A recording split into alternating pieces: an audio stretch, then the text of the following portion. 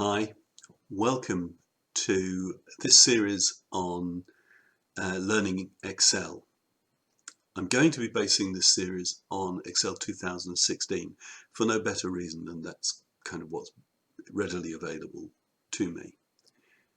So if you're using some different version, whether it's slightly earlier or slightly later, pretty much most of what I say I hope will apply to that version as well. I'm not going to be going to some of the more abstract extremes where the different versions would have significant differences.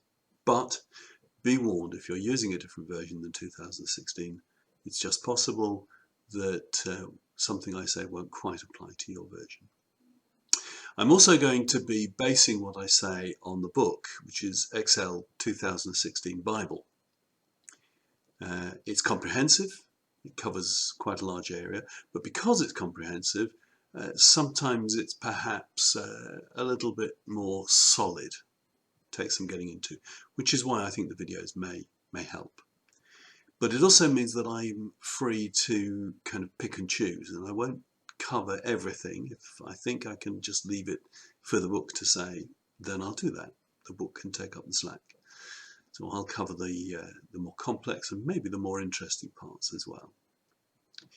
So I do recommend that you get yourself a copy of that book. But if you are not comfortable learning from videos alone or from fairly solid books, there are plenty of other good books out there that will take you step by step through perhaps certainly more basic Excel or specific areas of Excel, like pivot tables, data modeling, and using Visual Basic for applications.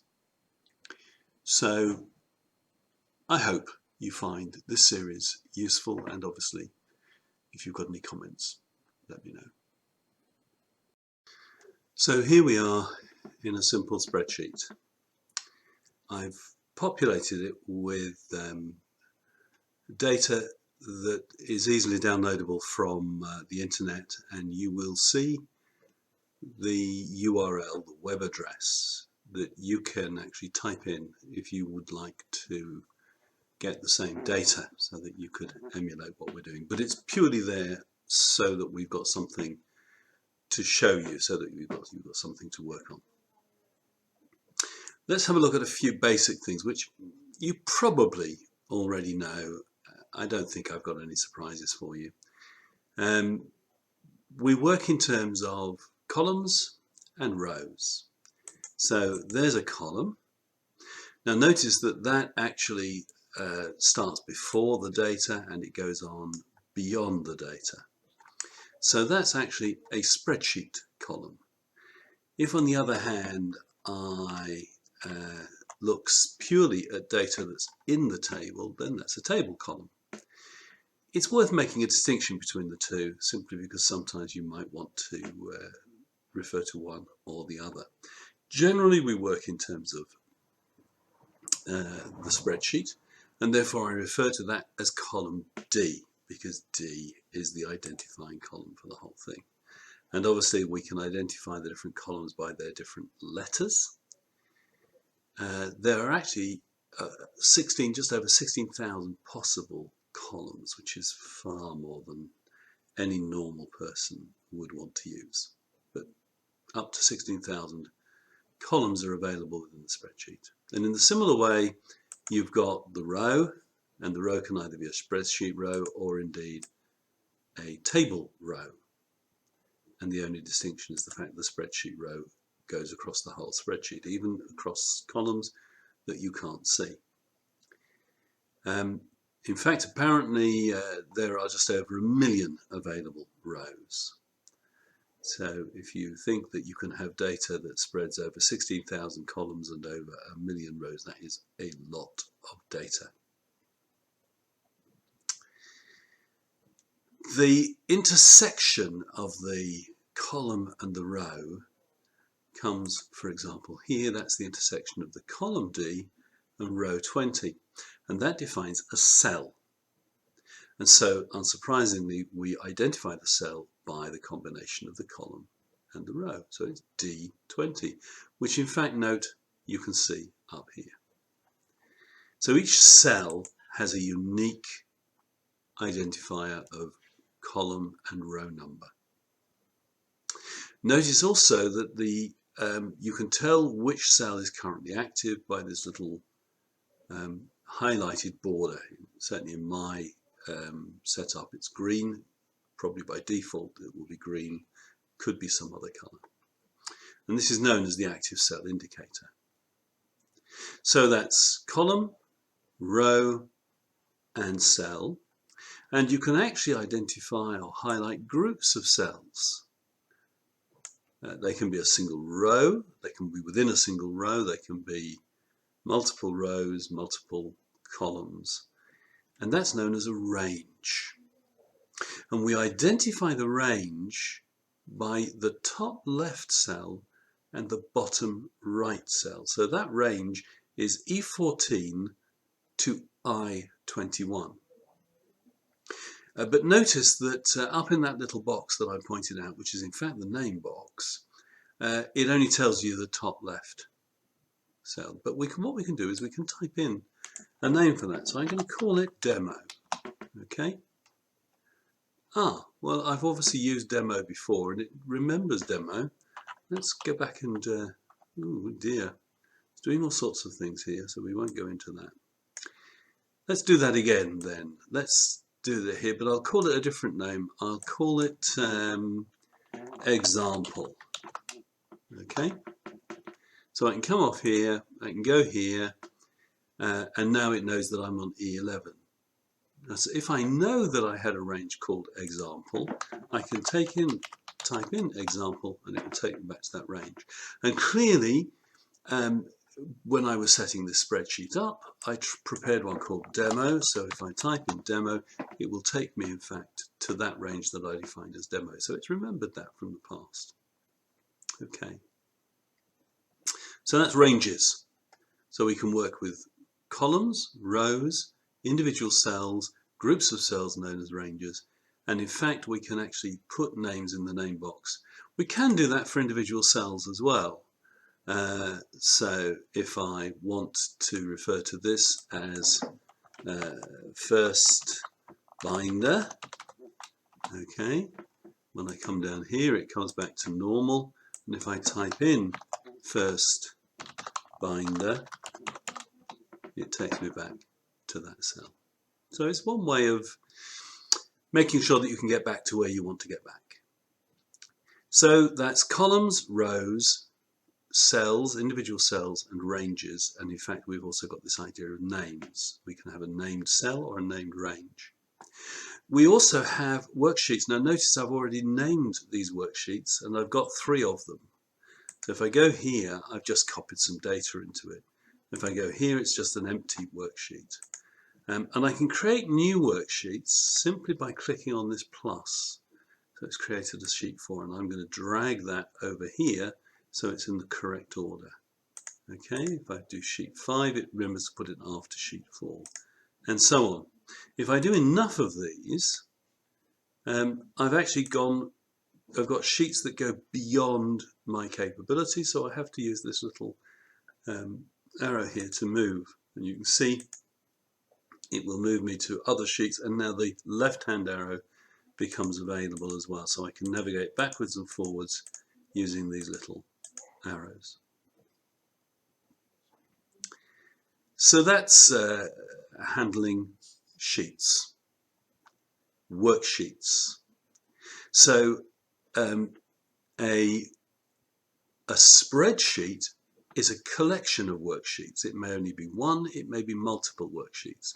Each worksheet can have data, and in fact we can not only select ranges within a single worksheet, we can drill down multiple worksheets, so we can have 3-dimensional ranges as well, but that becomes a little bit more complicated, and we'll see that sometime in the future. If we look at the other parts of the window, I'm not going to do everything, and in fact if you look on page 5 and 6, I think it is, going to look here, 6 and 7, page 6 and 7, you will actually see a table, you'll see an image which shows you a typical spreadsheet, and it will talk about the things that are available, and there will be a few things that I don't mention that it will show you. Up the top, up here, there are some quick icons. So this is the quick access toolbar. Now I've actually set some of these up myself, so this is not what a spreadsheet will look like out of the box. Spreadsheet out of the box has a very limited number of quick access icons. We will look at in a future lesson at adding some of these, and once you are comfortable in using the spreadsheet and you know the kind of things you do quite a lot, you can add them up here so that you don't have to hunt for them, they're there and visible. You'll see that I actually use the superscript quite a lot, so I put the superscript and the subscript up here. You'll also notice that I've actually given this spreadsheet a name already. I saved it when I was preparing it. It's called Base Spreadsheet. So this is the title bar along here, and this is the title. And in fact, you can move it around in Windows by dragging it with the mouse. I can't show you that because I'm focusing on the window itself. But you should, I'm assuming that you know how to manipulate windows, minimize, maximize, do stuff with them. And one of the things you can do is drag the window around. Okay. You will note also that since 2013, Excel, like the other members of Office, have functioned with a ribbon. So some of the information here, and the idea is it's meant to make it a bit more visible, but it's grouped. So you've got different aspects of this. So if you want to work with formulas, you click on the Formulas tab and it will give you a whole load of functions that relate specifically to formulas.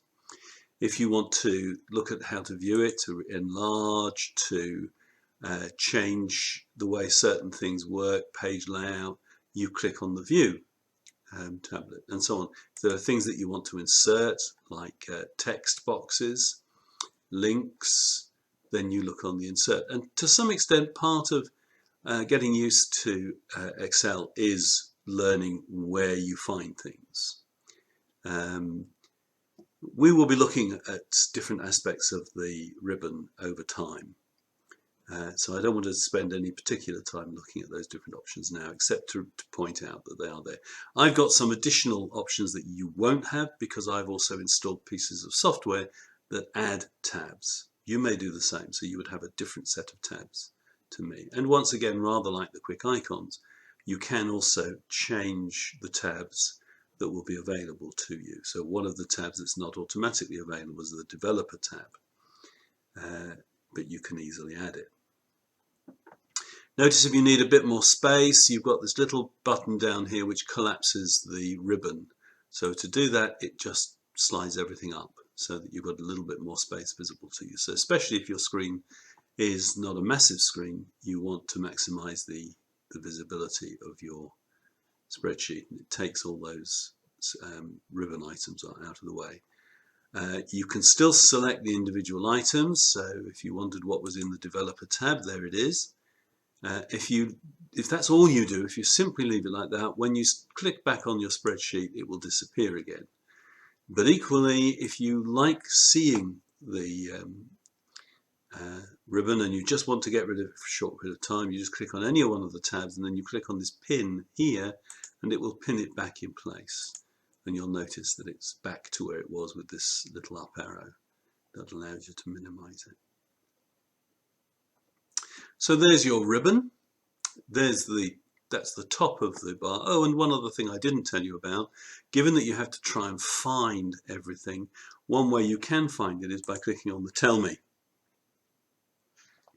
Notice that it's really basically a kind of search function. So you can actually, if you're looking for something and can't find it, click on the Tell Me where it is, and that will show you. It actually is tell me where it is, I think is the phrase, or tell me what you want to do. But you can only see a part of it on my spreadsheet simply because I've got so much gunk up the top. Okay. This area down here below the ribbon is the formula bar. I'm not going to look at it now. We'll find out some information about it on another session. It's obviously very important, but it's all to do with being able to enter formulae into the individual cells. When you look down the bottom, it tells you what you've been doing. I can't get it to actually make the change at the moment, but the status, let me copy that for example, and there you go. It's now telling me the selected destination, press enter or choose paste. So it gives me little bits of clue as to what I should do, and it's known as the status bar. It will also tell me what I've done with my keyboard. So if I click the caps lock, for example, let's get rid of that. Well, normally it will tell me that the caps lock is on, or the number tab is on, the number lock. It's not doing it, okay, but it will give you other information, other status information. You can also change the view, the way in which you see the data, by clicking on these little icons here. So that's normal, that's page layout. So that's what it would look like in a book, as it were, and as you are printing it. And this one is just pretty much the same, but it's telling you where it breaks along the page. So you can see that were you to print it, it would actually print these columns, but this one would go on a separate page. So I'd obviously have to remove this all over to the left. Okay, but we'll go back to normal. And finally, you've also got this little option here which allows me to zoom in or out. So if I want to see the data up close, or I want to get further away, I now see the whole table. That just allows me to move backwards and forwards as a zoom. There are other ways of doing some of these things, and there are keyboard buttons as well. But that's enough for now. I don't know whether I've shown you anything you didn't already know, but at least it makes sure that we're all on the same page, we're using the same terms, and we understand what those terms mean. And maybe there was just something there that was of interest to you. I hope to see you at the next video next time.